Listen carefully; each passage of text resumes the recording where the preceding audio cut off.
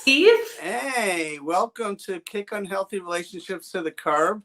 I'm Steve Vaccaro, and that's Stephanie McPhail, and we're here every Wednesday from 5 to 9 Eastern Standard Time, and I'm doing pretty good. Steph, how are you doing? I'm doing pretty good. It is beautiful where I'm at. Is it warming up yet in New York? It was beautiful yesterday, around 73, believe it or not, and so it was really a heat wave. It kind of come crashing down today. It's freezing and it's rainy, but we're all hopeful here in New York, and just like we are in Texas. So, but as long as there's no snow on the ground, I'm good. I was reading something about there being like a big freeze wave going on where a whole bunch of different states were under freeze warning, which I think everyone's had more than enough. We're done. Nice weather only from now on. Yes, nice weather only from now on. Now we have a great show planned for our viewers today. Siobhan Davis is going to be on the show today, and she does great work. And there's a picture of her, and she's a Brooklyn girl. So we got Brooklyn's in the house, so that's great. She's a great person that does tremendous work to help relationships and bring people together and closer, kind of like what we all do. Mm-hmm. Yeah, she was great. When I met her, I thought she would be great for the show because she's got a lot of enthusiasm. She really loves what she does, has a passion for it. And I think one of the big things that people really need is, people that are having, that are married, that are both looking and committed to working on the relationship need to know that they can get support. And I think that's going to be, stay on and watch the whole thing because you're going to get a lot of really great information from Siobhan today. Yeah, Siobhan is a great person. I had a lot of several conversations with her last couple of days, and she does tremendous work. She's reaching out. She has a webinar and classes that she's involved with. She'll share all about that. But yesterday was a big day, a historical day yesterday, the verdict. And the verdict, it's not resolution, but what it represents is accountability. So what's your thoughts on George Floyd and everything? Well, I mean, to just finally have someone, and of course, I'm not sure that we can even fully speak, being as a white woman in America, I don't have the full perspective, as my friends do that are minorities. And I think that, I have a friend of mine who is of Asian descent, and we've been talking about the hate that Asians have been feeling lately. And I think this is just kind of the culmination of all of these different issues that have come up with police brutality and finally them doing something to show that this is not going to be okay. And hopefully this is just the beginning of many other arrests that will happen for people that are being, brutalized by the police.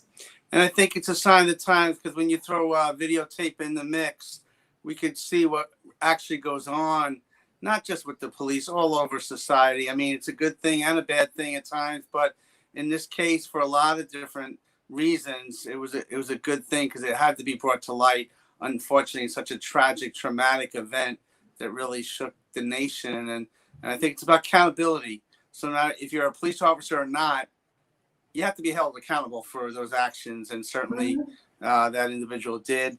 And the movement continues. So I know we're not versed to discuss further, but we are part of the United States. And this is a nation that needs to be united, not divided. And that's what we try to do on this show is to unite relationships. This is pick out those unhealthy patterns of behavior or personality so that we can hopefully rectify them and live cohesively. Otherwise, those relationships have to sever.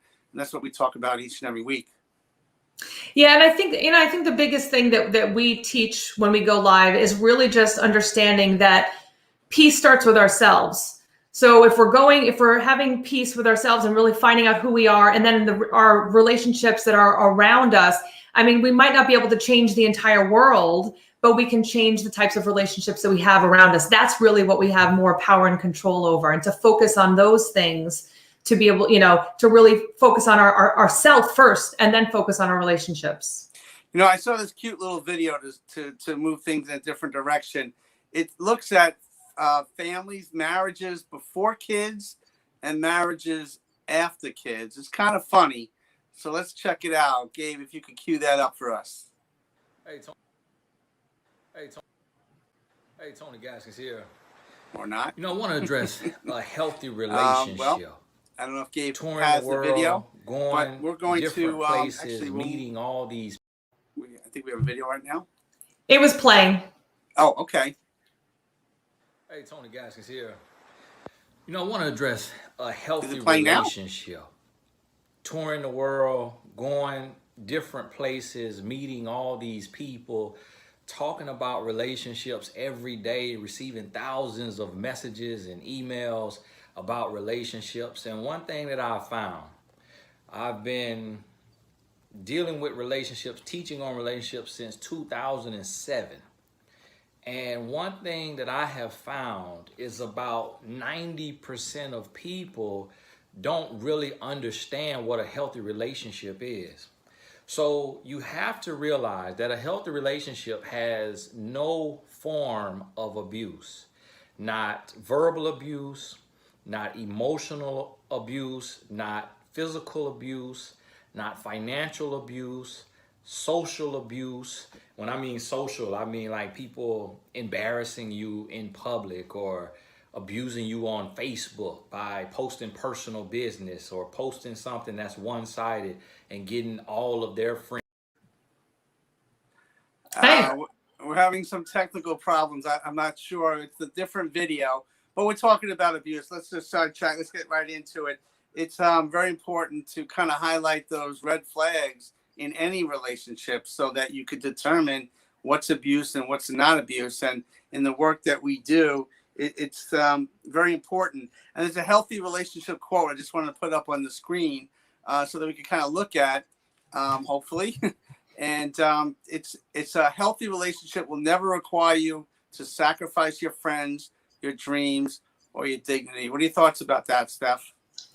People need to put this up and read it, because I have clients that come to me every single day saying that they're with their soulmate and the person is being physically abusive to them or doesn't want them to be with their friends, or, you know, all these different things, how hard it is for them to get along, you know, for them, they can't communicate, all these different things. And you have to remind yourself that a healthy relationship is not meant to have you sacrifice your friends' dreams or dignity. A healthy relationship should actually inspire you to have more of those things, not less. Right. So it's very important to kind of words to live by. And there's a lot of relationships that have changed during the pandemic. And some have been severed and some have been kind of, they kind of revisited what their love has been throughout the years that they were together. But it's a challenge. And I think that during this pandemic, it brought out a lot of challenges for us all. What's your thoughts and what's your work been during the pandemic and now currently? We've been busier than ever during the pandemic. And I'm sure the fact, like you said, people are stuck together, you know, trapped in the same environment. They're not able to actually leave and go to their jobs and actually get out for a little bit. I mean, for me, when I was in a toxic relationship, my best time of the day was being able to go to work. And so I could just be me and do my things at work and then come home to things being horrible. But at least I had that reprieve of going to work. Where so many people and children, you know, it's women and children and people, even, you know, men too, obviously, because men are in these types of relationships as well, but they're not able to get the reprieve of going to work. So they're stuck time and time again. And so we're having a lot of new people coming into our group seeking help and advice on what to do being stuck in these types of toxic environments. And what is your recommendation for people that are stuck in these toxic environments right now? Get support. You know, one of the most important things ever is to get support. You know, Steve is a psychotherapist. He does amazing work. I'm a coach. You're going to hear about Siobhan and what she does. I mean, there's a lot of great people out there that are ready to help you. And the biggest thing is to realize you're not alone. You don't have to try to figure this out by yourself. There are other people who have been where you are, who are more than happy to help you get to a healthier place. Right. This is Kick on Healthy Relationships to the Curb. That's Stephanie McPhail. I'm Steve Vaccaro. And your book kind of highlights all of the work that you do. Why don't you share with some of our new viewers out there that don't know what your book's all about? Sure. My book, Being Loved Shouldn't Hurt, is a true story that basically my story about dealing with unhealthy relationships and being able to get out. because that's one of the things when you're in it, it feels nearly impossible to do something different. You just kind of go into survival mode thinking that this is just how relationships are always going to be. And so luckily enough, I was able to stop the cycle, and I got a divorce and ended up doing a lot of work on myself with support. And now I get to help other people. And so, you know, my journey, my struggle is shared in the book. I also have a workbook too, that people, if they want to start actually, you know, starting to go through the process themselves, they can they can do that through the workbook and not have to worry. You know, if you're like, hey, you know what, I need support, but I don't know where to start, the workbook is a great place. No doubt. And especially this ever changing world, it's important to highlight and to really focus in on ourselves. Because if you don't focus on ourselves and our relationships around us, then you really can't help anyone else, and to kind of bridge that gap with others. And adults now are in desperate need. Our children need us to step up and to have them model healthy relationships, not unhealthy ones. So this is a critical show, and Siobhan Davis is doing amazing work, and we want to bring her on to the show right now because you guys have known each other a little bit. And Siobhan, if you could bring her up, there we go. Siobhan Davis, that great smile, and she's a Brooklyn girl. So I'm really happy that we got 2 New Yorkers against 1 Texas person. So hey, well, I'm still really New York. I just am not currently there right now. Yeah, I think you lost your accent a little bit. I'm just saying. Do I have a twang? Can you hear the twang? Yeah, I can hear the twang. But let's bring Siobhan Davis up onto the show. Siobhan, are you there? Yes. Woo! Hey guys. Hey Stephanie. Hey Steve. How are you guys doing? Good to see How are you? I'm great. I'm so excited. Thank you for this opportunity to be able to share this platform with you guys today. I'm excited to be here. Yes, and you have your own platform, young lady. Tell everybody what you do to help others. Yes, so I am Siobhan Davis. Steve, thank you for that beautiful introduction. I am a marital relationship strategist. And what that gets to look like is I provide support for mainly millennials, Christian married millennials, on how to create a healthy, happy, thriving marriage. So I provide tools in effective communication, healing, understanding yourself, commitment. The pillars of my coaching is built on authentic connection, vulnerability, and intimacy. So I just help couples, unlearn, because we do a lot of learning, but I help couples also unlearn patterns that are hindering them in creating the marriage that they want to live. That's wonderful. And before we get into the nuts and bolts of exactly what you do, we started this show off talking about the verdict, and everybody around the country is talking about it. Yeah. What are your thoughts that what went down yesterday? So my thoughts were just literally, finally. It was just like, being a woman of color. I am a part of the Black and Brown African American community. My husband, my children, my son, my family are a part of the Black and Brown community. So that was exactly what popped into my head. Finally, this is a daybreak for justice, and it brought a bit of relief. And as you guys said earlier, just some accountability is present. And I think that this is the daybreak that that people of color have been looking for a while. So I do think that we are off to an excellent start. Yeah, well, thank you for sharing your thoughts. And it's about unifying, not dividing people. Exactly. And maybe it's a new beginning for us all to kind of work together and understand each other better than we have a couple of days ago. But one incident's not going to change the world. We all have to keep that movement alive. Yeah. And the work that you do, Siobhan, is helping and healing so many people, because our children are watching us. Yeah. What we do, what actions we do, our behaviors. And you being Christian, but also working with couples, talk about your relationship with God first and how that's important to marriages. Yes, that is an excellent question, Steve. And I think that is the most intricate part when we are trying to understand relationships. Just understanding why having a relationship with God makes a difference. It provides comfort. It provides discernment, being able to understand, being able to get into the Word of God and understand. When you have the mindset of understanding what God says about you, it helps change the trajectory of what you think about yourself. You're positively being affirmed on a consistent basis when you're in relationship with the Father, to be able to say, you know what, I'm having a bad day. For me, I struggle with not being enough. what does God's word say about me? Because if I don't have that spiritual connection and I start to yield and turn my mind over to the thoughts that I'm having, because our thoughts are very real, it will cause me to project that on not just the relationship with my husband, with my children, and everybody that I come into contact with.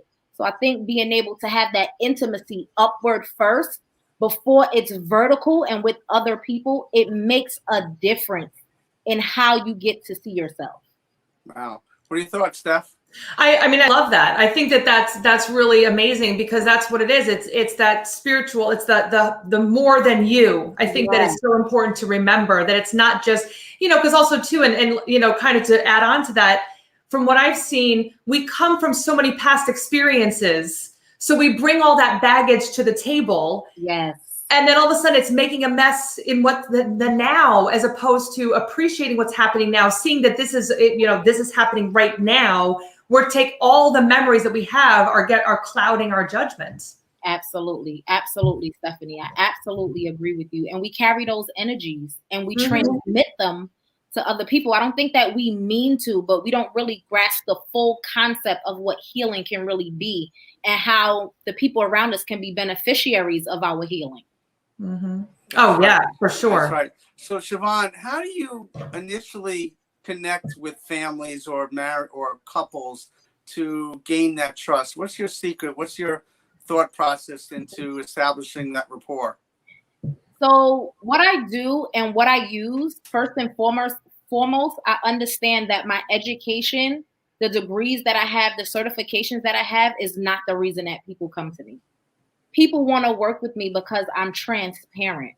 So I use my story of moving from bitterness to betterness within my marital relationship and even with my children, just coming from a space of I was so hard up. I didn't know that I was harboring so many things in my heart.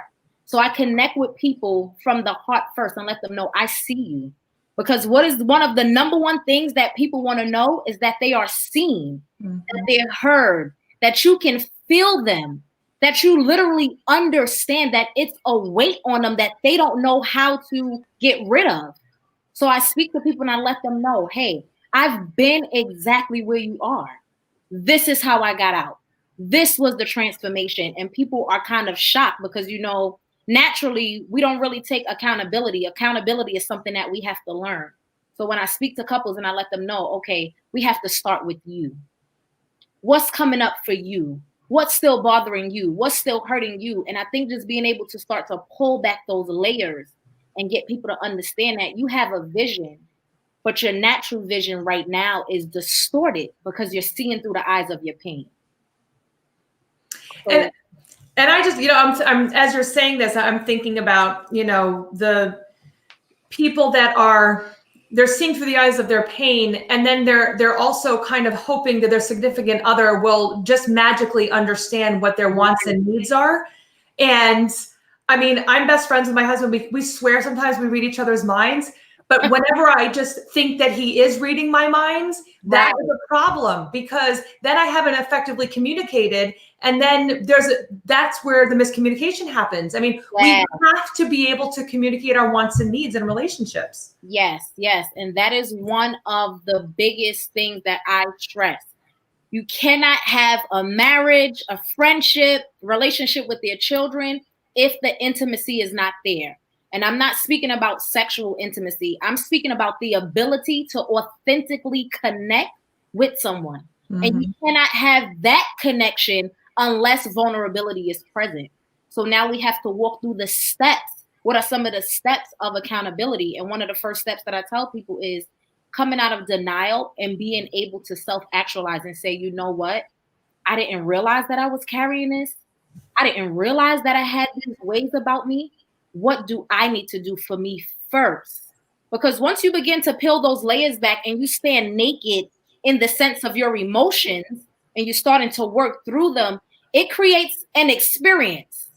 So before you were just having instances and outcomes, but now you get to experience life on a different level because now there's a heart-to-heart connection with people. And that makes a world of difference. We want connection. Well, and Steve, I'm sorry, but I feel like, and I love what you said there about wanting connection. I feel like so many people want connection, but they don't know how to have connection. Yes. So they're doing things that are making it so you can't connect, wanting to connect. Absolutely. And I think one of the things is like you said, the vulnerability. Why do you think so many people have such a concern about being vulnerable around other people? I think one is definitely different for everybody, but with the clients that I encounter, the clients that I experience, the number one thing that comes up is fear of judgment. Judgment of what you might act. There's a lot of shame around some things that we have done. There's a lot of instances that we have, or situations and predicaments that we have been in. There's shame around not knowing. Who wants to not know how to do something? So if I show up vulnerable and I let you know some of the things that I encounter, what would that mean about me? Are you going to judge me? Are you still going to leave me? If you're a person that struggled with abandonment, are you going to leave after you find this out? And because I don't know, I'm fearful. So right now, my mind is telling me it's safe for me to move in a space of inauthenticity because I'm reaping the benefits that I think I want. But people don't realize that we are creating pseudo results. Yeah, this is Kick on Healthy Relationships to the Curb. That's Stephanie McPhail. I'm Steve Vaccaro. And our fantastic friend over here, Siobhan Davis, is doing amazing work. And you mentioned, I liked what you said, turn bitterness into betterness. Yes. And how do you do that? Because I think when you deal with denial, that's so strong sometimes. Absolutely. And there's a lot of bitterness there. So is it hard for you to break that wall of denial with the people that you work with? Absolutely. Absolutely. And that goes back to what I said about you're creating pseudo results. So if I'm already thinking that the results that I'm getting are being reaped from a genuine place, I'm naturally going to want to keep on reaping those things. This is why I say it's important in marriage. Be careful who you marry. Be equally yoked with this person because your spouse is a mirror. They are there to reflect the parts of you that you can still afford to grow and heal in. So I have a 5-step process that I actually take people through, and it's through using the power of your voice. And I'll give you the acronym for voice in a moment, but using the powerness in your voice, understanding how worthy you are of healing. If I don't think I deserve it, I'm not going to try to obtain it. Mm-hmm. So it starts with the mindset. And what that starts with is vision. What is vision? Not just the vision that you have for you, but as you asked me earlier, Steve, being connected with God, understanding what God says. All right, so in my daily prayer time, God, what are you trying to show me about your life? What is your vision for my life? How do I lay down my will to pick up your will and move that way? That's the V in voice. Oh, that stands for override. Now that I have a vision, there has to be a process of overriding my belief system. I like to call it BS. People think that BS stands for something else, but it stands for your belief system. How do I override this?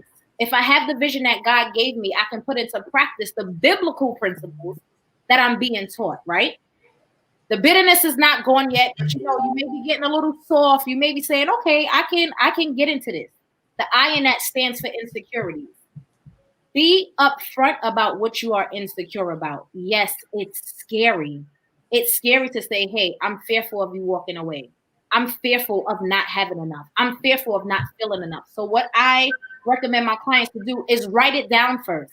Journal it before you say it to somebody else. You journal it and then you practice saying it. Practice saying it in a mirror. Become one with your insecurities and your flaws, because that's what keeps you at the throne of God. That's what keeps you at the feet of God when you realize that you can't do it by yourself. And then we move on to the C, commit. Internally, you have to want to commit to a new way of living. So now you get to ask yourself the question, is this pain serving me? The altars that I built around my false ideologies, are they serving me? Am I able to really get the connection that I'm looking for? Because at some point in your life, you realize that you're the common denominator in the relationships that you're getting in. You're changing bodies, but you're not changing mindsets. So you keep on reaping the same experience over and over and over, because God is trying to show you, I need you to heal from this so that I can elevate you in something else. So once you commit to a new way of thinking, and be mindful, you will slip. Even in your commitment, you will slip. That's why you have to learn how to be disciplined. And then the E is execute. So now that I have a vision, now that I understand how to override my insecurities, and I'm committing to a new way of living, I get to execute it. How do you execute it? You practice it in real time with the people that are around you. You practice it in your relationships. I've gotten to a point where I had to understand that my bitterness was about me. It was not about anybody that offended me. And it was not about the offense. I personally had an issue with forgiving people.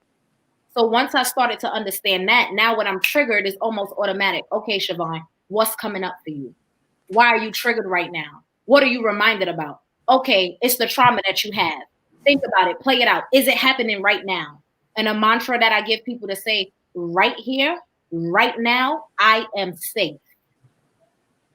How did you overcome that anger, or you holding on to grudges towards other people?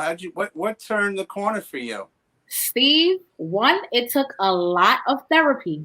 I'm not going to lie to you guys. It took a lot of therapy, and it also took investing in a coach. And the reason why I say that is because therapy helps you heal the past. Mm-hmm. Having a coach helps you deal with the present right now and how you choose to move forward.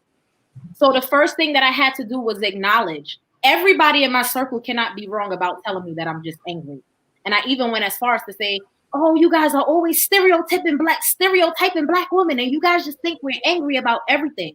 And then one day I was like, but you are angry about waking up in the morning. Like, how you mad that you woke up? And I think once I created that awareness, and as I said, for me, it kept showing up in relationships. So people kept on verbalizing. I'm like, okay, somebody not lying.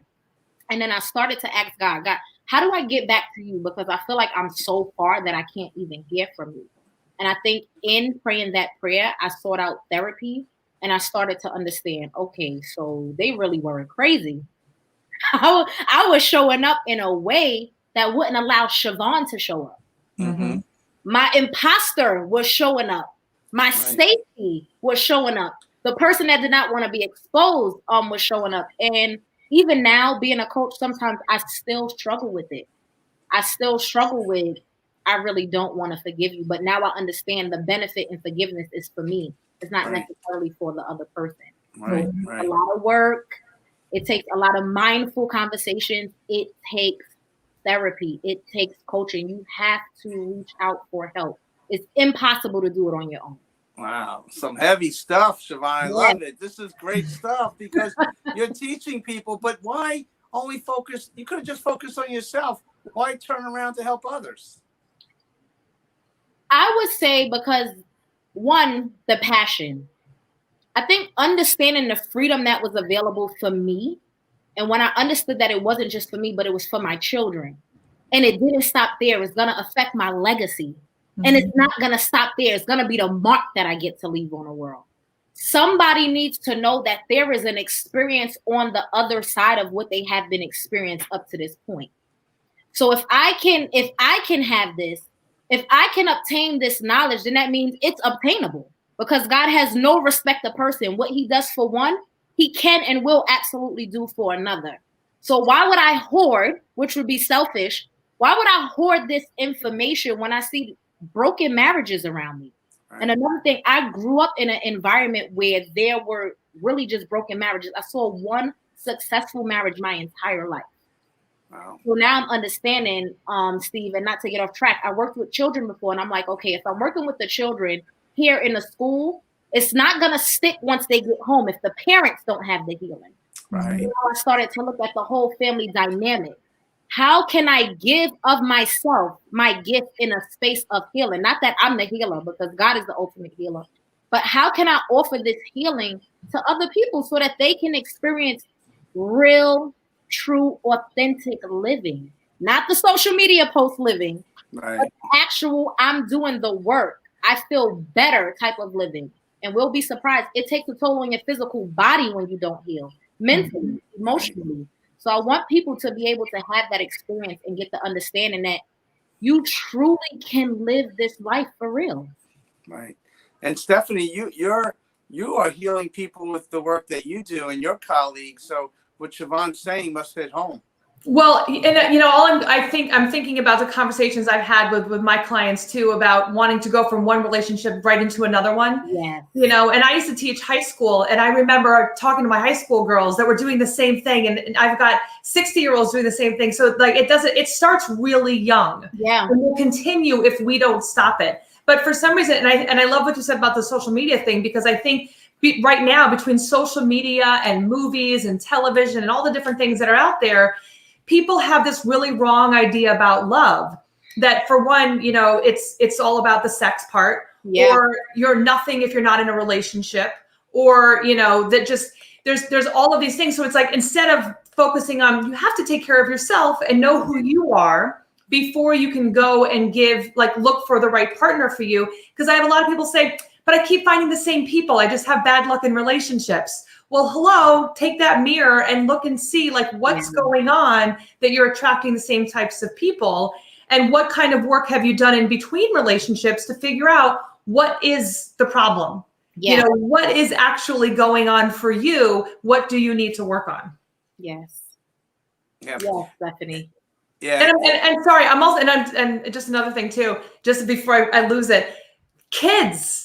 Though that's who gets the worst of all of it, because if we don't help the children, then the process just continues on, Right. and then our children will have to deal with it. And so, one of the things I say, people say, well, they're in an abusive relationship. Well, and I stay for the kids. Okay, well, that abuse, you're not helping the children by dealing with that. Like, that is not good. If there's whatever's going on for you, if you don't take care of it, and show your children that change can happen, then they're going to just pass that on to the next generation. Absolutely. And children are great recorders, but horrible translators. And the way that they download and process information is extremely different than what they're actually seeing. So I think, Stephanie, that is an excellent point. And just understanding that and this is what you asked me, Steve, when you heal yourself, you heal a nation. Mm-hmm. You really heal the nation, the one that you naturally gave birth to in the physical, and just the people around you, because now you have a different glow. And in order to have lasting relationships, to form lasting relationships, you have to form that one with yourself first. Mm-hmm. And your children are watching, even when you think they're not. My 4-year-old has repeated things to me that I didn't even know she heard, because I thought she was watching her TV shows. And it's like, wow, it makes you aware that you really have to be careful, and you want to understand, what am I teaching them? Whether it's my words, sitting down and speaking to them, or what they are seeing in my actions. So it causes you to want to be in integrity at all times. And even during this pandemic, it's heightened tenfold, because a lot of the kids that are learning from home, they're remote. So they don't have that direct interaction with teachers and friends and stuff like that. So sometimes they're left to their own devices by watching TV, what they see on TV, and what's being interpreted by their parents, either they're objective or subjective. And if they don't have that balance, guess what? Or taught on how to cope effectively with their feelings, guess what? In 10 years from now, they're going to have major challenges if we don't step up to really share what they're feeling and to explain, so they can make their own objective decisions and thoughts and feelings. And I think you're absolutely right, Siobhan, that our generation is looking at us right now, because they're the future. These millennials, are going to be in the world for longer than we are. And it's our job right now is to show them the way. Would you agree with that? Absolutely. Absolutely. Because they're our carbon copies. And I like to say, everybody around you reflects a piece of you, whether it's a piece that's well known or a piece that's still hidden. So we do them a service when we are able to show up authentically, so that we can teach them to do the same. Even when you see with all the different movements going on, just understanding who you are from a space of who you said you are, who God said you are, and who you said you are, not your parents, not social media. So getting a stronghold and a grip on a mindset now, the younger we catch children, to be able to help them mold their thinking and shift their thoughts, the better chance the world stands as they age. Mm-hmm. Wow. This is Kick on Healthy Relationships with the Current. I'm Steve Vaccaro. That's Stephanie McPhail. And our wonderful friend over here, Siobhan Davis, has done amazing work. And you talk about children, and you talk about their growth, but you work specifically with couples. people, we all have insecurities. So how do we, if someone really is concerned about the insecurities that they have, how do they override that in your passion and your work? What's your first step or two for them to override these insecurities that they may have? That's an excellent question, Steve. So the first step of that process is understanding that your insecurities are never going away. They are not leaving. They are not meant to leave. They are not, you just can't push your insecurities away. Bye-bye. Insecurity is a fear. Right. It means that you do not feel secure in a space for whatever reason it is, right? So that's the one thing that I get people to understand. That's the first step. Be okay with having insecurities. Be okay with being flawed. The second step to that is understanding the seed, the root of the insecurity. So as I said, for me, something that I still struggle with at times is my feelings of not being enough, right? So for me, my dad died when I was really young. And because I was young, I didn't process that death is a natural part of life. So in my mind, he left me. And in him leaving me, it told me that I'm not enough, because if I was enough, he would have stayed. In that, my mom used to work really long hours because now she has to make up for the income that's not present anymore. And she worked at a group home. So how I translated that was the children at the group home are more deserving of my mother than I am. And I'm walking through this story because this is very real. We process on a different level the younger we are. We do not have the capacity to understand the things that need to be done in order for us to grow, right?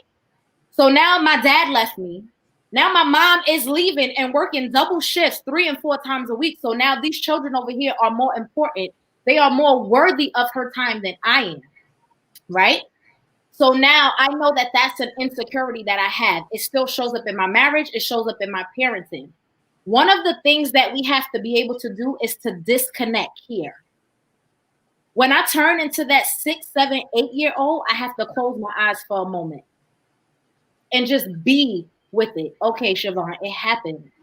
It was real. You feel how you feel about it. Who are you now? And what that does, it centers you. It helps you to understand that that thing of the past cannot change. You cannot rewind time. Be present. Closing your eyes and centering yourself, sometimes just putting your hand over your chest. I'm here now. I'm safe. It doesn't mean that the insecurity goes away. It means that you have a better understanding of why the insecurity is present.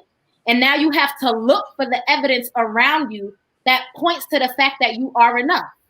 Right. How do I know I'm enough? Well, for me, I get up every day.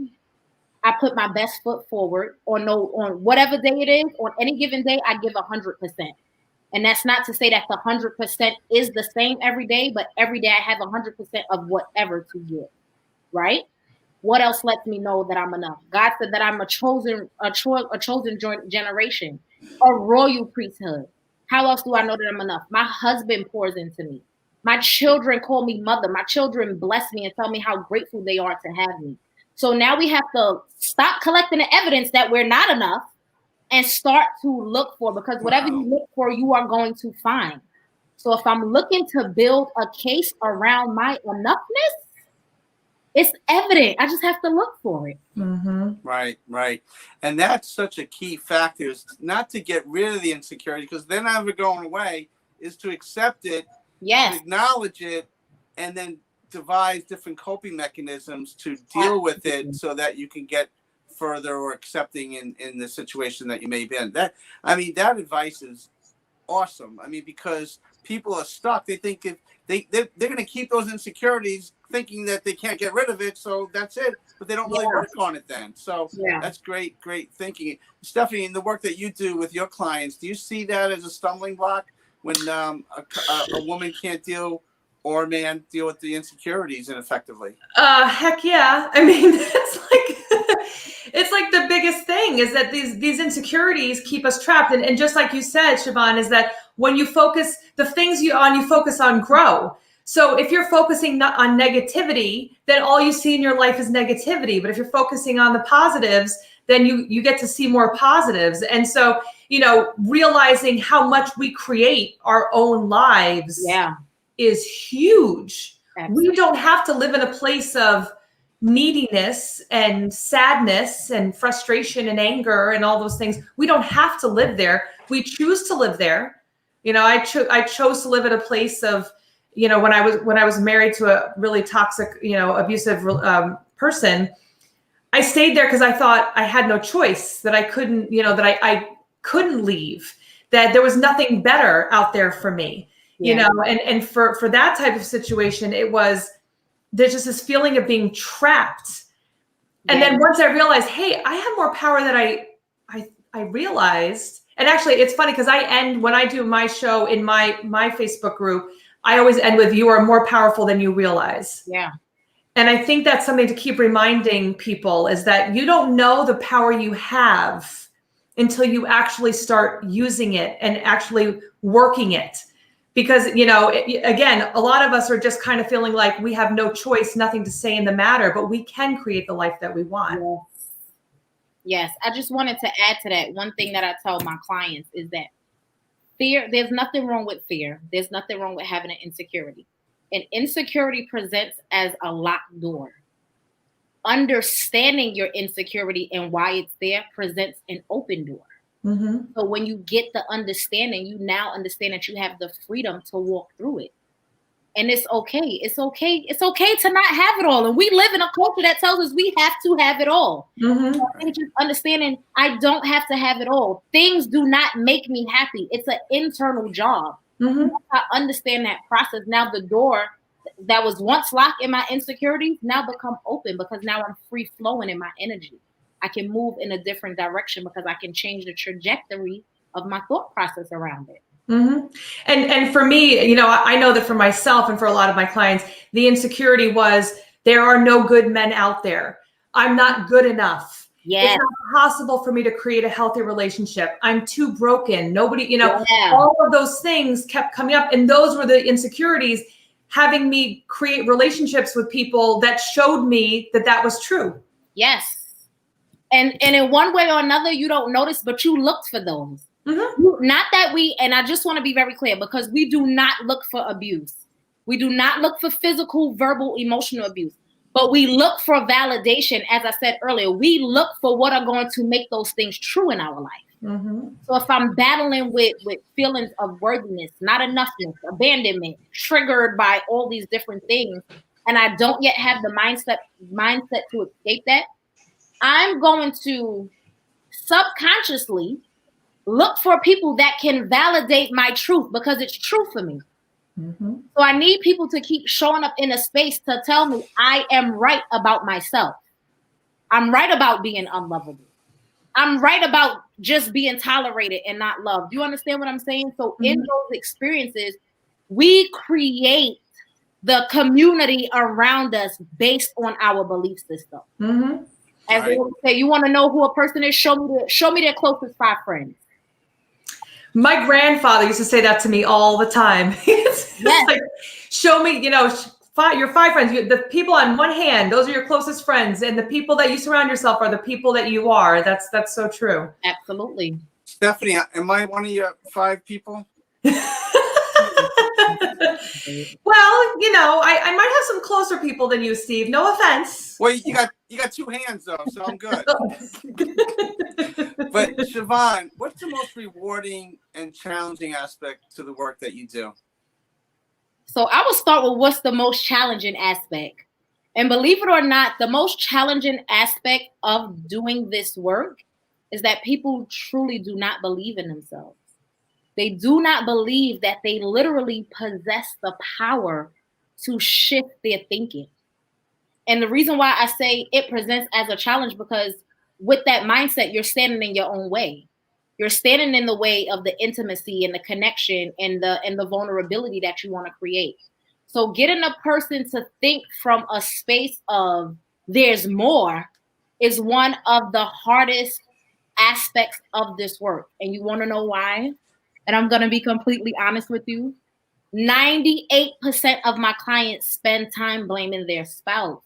Oh, Mhm. Or okay. if I'm blaming my spouse and he or she is the reason, then I don't have a problem. Right? Ah, I don't okay. have, it can't be me. I'm perfect. Right. It's them, because look how they're showing up. So getting people to understand, one, how are you creating this experience? And when I say how are you creating it, not that you're shaping and shifting it, but what is your mind telling you about this experience, right? So that is the biggest challenge, Steve, because people just want to hear, you know what, it is your husband, it is your wife. You should leave, because they're looking for you to validate and justify the feeling of being right. I Mhm. knew I was right, or validate. I knew he was going to leave. I knew she was going to leave. But the most rewarding, you wanted me to be completely honest with you, Yes. is seeing children, because I work with millennial couples, and they usually 9 out of 10 times they have children. Mhm. Seeing the smile on a child's face from living in a healthy environment. Steve, you about to get me so teary-eyed. I'm starting to That get is teary-eyed. the most, do you hear me? Mhm. The most rewarding part of this job. To understand that your children are going to go out in the world and be better citizens because you demonstrated the behavior that they needed to have. That's an inside job. Mhm. So getting them to see mommy and daddy create safe spaces for each other, and understanding that they can have that too. So that when they go out, and if they choose to be married, they understand what it's like to be able to give of themselves in an authentic space. Mhm. Having children be able to sit down at the dinner table with both parents. Because Yes. broken homes do not have to be a thing. Broken homes don't have to be a thing in 2021. So children reaping the benefits, legacies reaping the benefits of the tools that their parents are getting. What? Right. My daughter laughs with myself and her father has an argument. You know why? She said, y'all so calm and so respectful. I can't even tell if y'all joking or y'all really are getting into a disagreement. So a child being able to understand, I don't have to yell to be heard. Right. I can communicate from my heart and not my head. Do you know what type of world we are creating, Steve? Mhm. Where a person can understand their emotions from a healthy perspective. And when I'm able to give parents tools, they're able to demonstrate the work in real time in front of their children. That's why I do this work. It's about the legacy. Mhm. I love it. You know, when we talked before the show, Siobhan, you mentioned you saw the work that I do with children and families, and we stopped talking what we were talking about because you talked about the children, and that's the reason why I do things. That I grew up in foster homes, Yeah. and we transitioned so many times that it was hard to get a really true sense of yourself. So I dedicated my life to work with young people Yes. to have to be able to heal and to support one another, but to really, they're the future. They're the future, and I think that's what it all comes down to. So the work that Stephanie does and the work that you do and the work that I do, it's all founded on the healthy relationships in a marriage or in a committed relationship so that we can teach our children. And I know, Stephanie, you are amazing in what you do with your work, but with your family and your dedication to your children. It's an honor just to see both you women here talking about the love you have for family, but how you share that with others. Yes. Well, and I, when I was in my toxic abusive relationship, that was one of the things that kept me from having children with him, is because I did not want to give that to my children. I did not want them to have that man as their father. Yes. Yes. Yeah. And this is Kicking Healthy Relationships to the Curb. That's Stephanie McPhail. I'm Steve Vaccaro. That's Siobhan Davis, our very special friend here. And Siobhan, you're involved with a lot of stuff virtually. Share with our viewers a little bit what you're doing and how they can get connected with you. Absolutely. Absolutely. So right now I am in the middle of promoting a summit. It is called the Vow Renewal Summit. It is all about creating authentic connection and intimacy in your marriage. This is going to be 14 days straight of cutting edge strategical practical tools that married couples can use in order to create healthy environments, connected, loving marriages, all based on what the Word of God has to say about marriage. So that is a platform. If you want to connect immediately, you can register for the conference at thevowrenewal.com.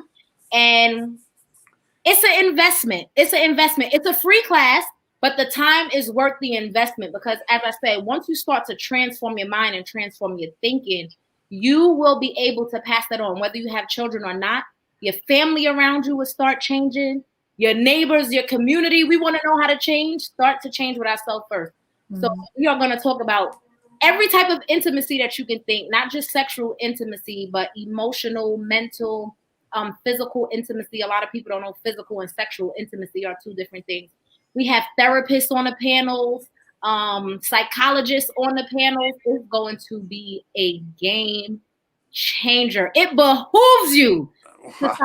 I'm signing up. Gabriel, put that back up on the screen if you can, because that is an amazing thing. And I see that big word there. It's free. Yes. Unbelievable. All these people, special people, and giving back. And it's a Christian mindset. So married couples, I mean, this is an offer that you can't refuse here. You can't refuse. You cannot refuse. Every day the emails will be sent to you and you will have your link to be able to watch the speaker of the day. Well, the speakers of the day, there will be 2 speakers per day. We're talking about forgiveness. We're talking about submission for the husband and the wife. We're talking about creating a relationship with God and really building marital relationships. That's not just saying I do, but they're staying I do in a healthy environment. So this is going to be, I'm telling you guys, it's going to be great. It's really you got Stephanie. She's got so many catchphrases. I'm trying to write all these things down. This is great. This is great stuff. I'm so glad we have 6 more hours left of the show to talk to you. Don't let me, Steve. I can do it And if you guys, I just wanted to say, if you guys want to connect with me via Instagram, you can find me at I am Siobhan Davis at Instagram. And I also have a marital community on Facebook, the Kingdom Millennial Marriage Community. Is all about uplifting. You cannot have a successful marriage without community. That is a very important key. So you guys can join the community as well. Mm-hmm. And, you know, link up with like-minded people. It's all about the mindset and kicking the unhealthy relationship habits out of your life. So That's right. That's right. Yeah. And, you know, it's true. It's all about the community. I broke away from the schools a long time ago to do a lot of community work and find the different voids in each community and why one community doesn't support the other community and kind of bridge that gap. So you're absolutely right. And this is what you're doing is bridging that gap. So that's amazing. Awesome. Thank you. Awesome. Absolutely. I'm just so grateful for this opportunity, for God to really choose me in all of the things that I have gone through, to use my relationship experiences to be able to connect with the hearts of people and show them. We want to see. So people want to know you made it out. How? I'm just so grateful to be able to use my life as a testimony for healing. God bless. And you're a Brooklyn girl. That's great. Brooklyn. There we go. Brooklyn's in the house there. But Siobhan, we want to thank you so very much for joining us on our show today. And you're an amazing person. We'll have to have you come back and share. Gabriel, put that thing back on so we all know how to join up. So the Vow Renewal, a free virtual event, Siobhan Davis, unbelievable work. Thank you so very much. Absolutely. Thank you guys for having me. God bless. God bless. Well, Stephanie, wow. That was awesome. You know how to pick them. I got some good guests, and we've got some great guests coming up too. So definitely, you know, we go live on Facebook at 5 p.m. Eastern Standard Time every Wednesday. And if you're catching this on cable, you get to watch this, on Fridays at 6, Mondays at 6 p.m.? Yeah. So we're on twice a week now, and it's crazy. And then you have your own thing going on, but the guests keep rolling here. So I want to thank you for lining this all up. I'm finding myself doing a lot of research, getting to meet new people, but it's all in the effort to create more healthy relationships ever. So, Stephanie, thank you so very much for the work that you do. And I guess we'll see each other next Wednesday. All right. Have a great week, everybody. All right. God bless.